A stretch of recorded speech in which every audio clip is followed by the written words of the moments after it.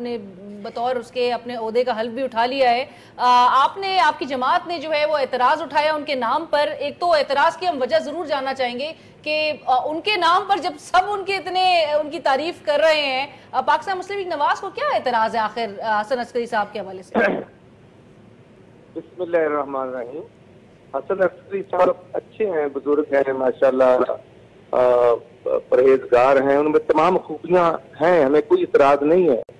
लेकिन इशू ये है कि जब हम एक पार्टी बन जाते हैं और वो पार्टी बनते हुए हम नजर आते हैं, दुनिया देखती है, दुनिया समझती है, तो फिर हमें जब इलेक्शन कमीशन न्यूट्रल है और इलेक्शन कमीशन मैं समझता हूँ कि एक बाइतमाद इदारा है और वो 2018 से लेकर 5 साल के लिए एक गवर्नमेंट के चुनाव के लिए प्रोसेस को अडॉप्ट कर रहे हैं, तो फिर ऐसा मतनाज़ा शख्स जो है जिस पर इतराजात हों वो नहीं बढ़ना चाहिए। और इतराजात जो हैं वो मिल बैठकर तमाम मौके मौजूद थे।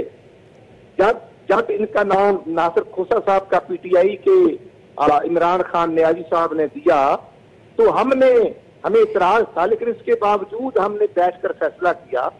और सर, आपकी जमात के अलावा इस हसन अस्करी साहब के नाम पर और किसको एतराज है?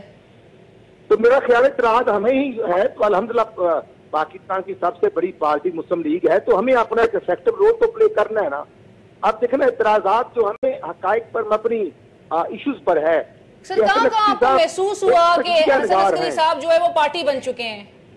मैं समझता हूँ कि वो पीटीआई के नॉमिनेटेड पर्सन है, लेकिन वो उनका जो तो सर बुनियादी नुक्ता एतराज यही है कि पीटीआई ने चूंकि इनका नाम दिया तो आपको एतराज है?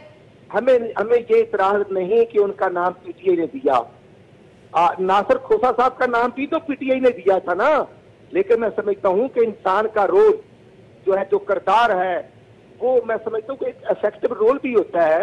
और हसन अस्करी साहब जो एक पार्टी